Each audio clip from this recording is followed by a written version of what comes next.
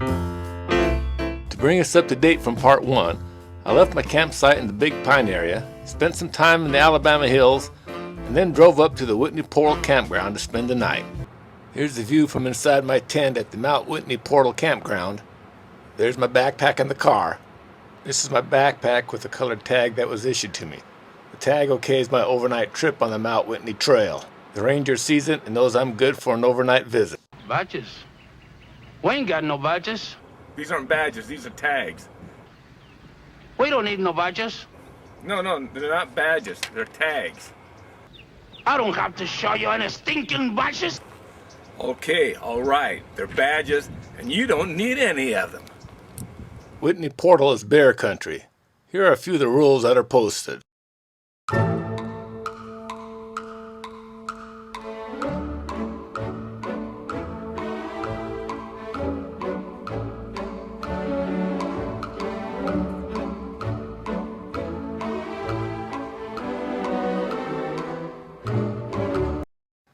Six and a half miles, and about that many hours later, I arrived at the Whitney Trail Camp.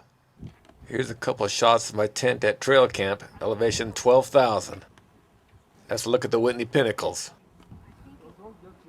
Usually, when I first get to this altitude, I get one of those high altitude headaches that feels something like this.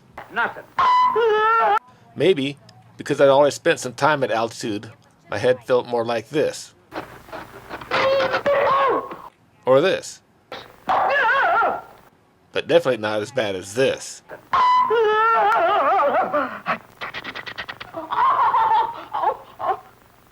As luck would have it, camped next to me was TV actor Clutch Cargo. You may remember him from his hit TV show. Clutch Cargo, with his pals Spinner and Paddlefoot. Maybe it was the altitude, or maybe it was his age, but I could tell by the way he was talking that Clutch was having a hard time of it. Hey, Clutch, what do you think about that stream we crossed earlier with that rock and the water was just pounding on it? How many years do you think that water's just been hitting that rock like that? How many seconds? I mean, how many millions of years? Are you off your fucking meds or something? Hey, Clutch, you know what I wish I had right now? A big pepperoni pizza. Wouldn't that be great? Well, wish in one hand, shit in the other one, see which one fills up first. What do you think? Let's go get drunk! What do you think, Clutch? The guy's only 9, 10 years old. He should be drinking beer, should he? What do you think? Does everything with you have to be a fucking test? I spent the rest of the afternoon relaxing and watching other people do the work. Here's a shot of some people coming down from the top of Mount Whitney. By the way, that's not the top. That's only the trail crest. Mount Whitney is still 2.5 miles away from there. It had been a long day, so I went to bed early. I was so tired, you could pretty much say I slept like a dog.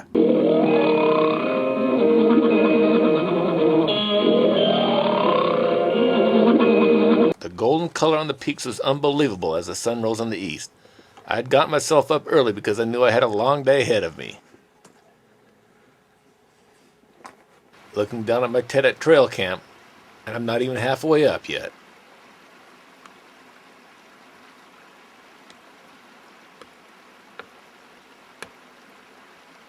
All in all, there are 99 switchbacks from trail camp to the trail crest. And no, I didn't count them to make sure that they were all there. Looking down a cliff edge at the trail below, how did I feel looking down that steep drop-off without a safety railing? Finally, the trail crest, there's still 2 more miles to go to the top. Here's a hiker nearing the trail crest. That's Consultation Lake to the right, and the lake I'm camped at is to the left. I turn around and that's the view looking the other way at Hitchcock Lakes.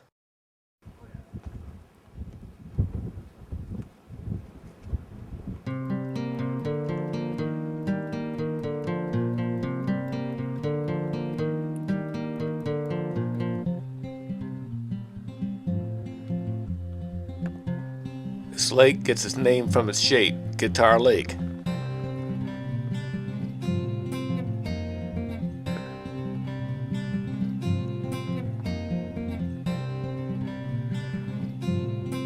That highest spot in the distance is Mount Whitney.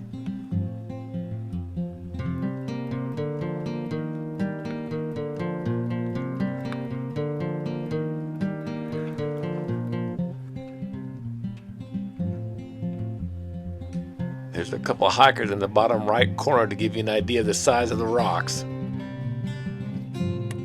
And finally the summit of Mount Whitney, only a few more feet away. That's looking down from the top of Mount Whitney. My campsite is behind that big formation in the center of the picture. How did it feel to make it to the top of Mount Whitney? That's one small step for man, one giant leap for mankind.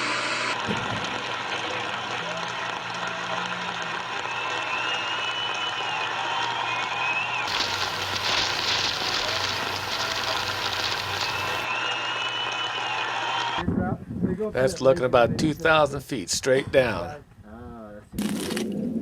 Speaking of 2,000 feet straight down, I had some business to take care of. Yeah, that's right. The new world's pissing record for distance.